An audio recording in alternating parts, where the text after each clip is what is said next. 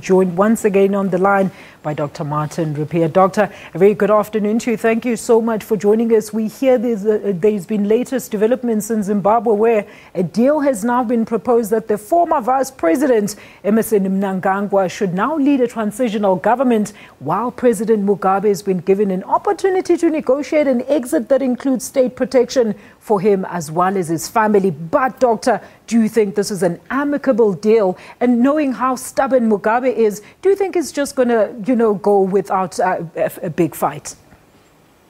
Anyway, thanks, Alicia, yet again inviting us. The situation certainly is very fluid. And until you get concrete or confirmed positions by the actors, it's very difficult to make, an assessment. But I think we must work with what we have. This slow, cool, non-cool event, I think he has not quickly turned out as rapidly as they had intended by those that, undertook this event. Certainly reports coming out indicate that the president has raised a number of demands and conditions, also citing the constitutionality, of him stepping down, etc. But I think we need to also remind ourselves that this is a crisis within the ruling party, ZANU-PF, of leadership succession, which has been accelerated by the action taken by the military. But the rest of the nation is also interested. So we have seen more than 100 civil society organizations coming together and calling for the president to step down, to agree to step down peacefully and allow the transition to go forward. So I think the next point after that has happened, taking also into account the SADC meeting in Gaborone, is that whoever is the interim leader will have to create a bigger platform for all stakeholders. All right. And Professor, look now, with that in mind, let's talk about the silence from both the army and, of course, the relevant authorities in Zimbabwe. How long will they keep people in suspense, and won't this then fuel further unrest within the country? I think their initial intention was to have a quick, short and sharp disengagement from the old regime onto the new one. But I think that has not happened. So pressure is actually building up, from the African Union, from SADC and others, as the time continues to move on. And I'm sure they are now anxious to find some accommodation.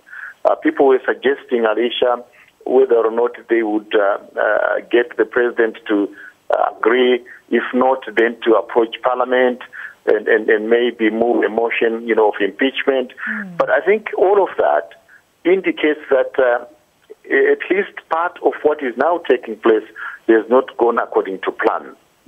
And clearly people would like to observe the rule of law, the Constitution, because at the end of the day, I think we need to remember there are millions of Zimbabweans that, do not have food on the table, more than 2 million inside.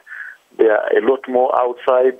And if there was an agreed process to move forward, then international support, African Union and SADC will then respond.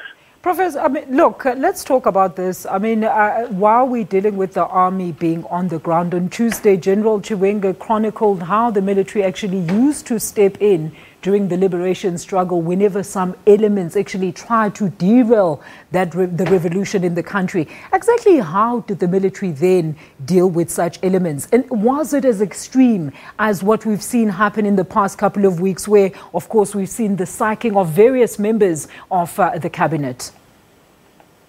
I think what we have seen in the last few weeks and days is a question of, if you don't do this, then the other party will beat you to it, as it were. After the reform of the cabinet and the dismissal of the vice presidency, I think it was also intimated that more than 38 party and government officials that had been associated with the vice president and the military were going to be removed from post. And I think that forced the hand of the military, not only to issue the statement that we saw on Monday the 18th, but also to have plans that if their message was not positively accepted, then they would move. And this is where we are. Prof, and now still with those, with the army, I mean, we hear that the reports indicate that the army is already isolating the so-called criminals that were, or the Mugabe squad that has always been around Mugabe. Do you think that we can expect more confinements and, of course, pronouncements on the team, the so-called Mugabe team that has been rallying for him to stay and cling on to power? I think that is a given.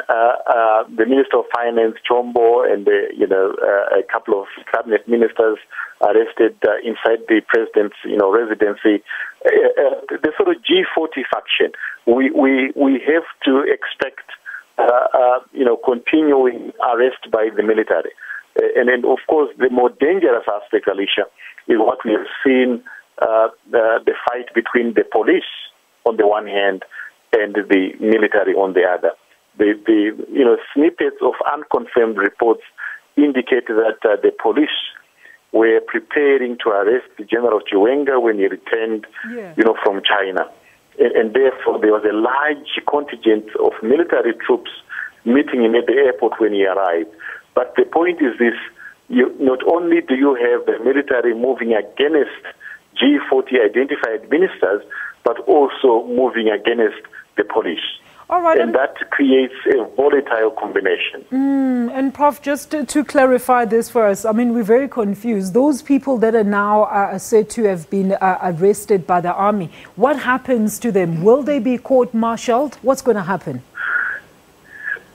My sense in taking lead on what General Sibusise Moyo said on television is that they are going to subject them to the courts, because it appeared that many of them had been prevented from facing, ordinary rule of law, because they were next to the president, and things like that.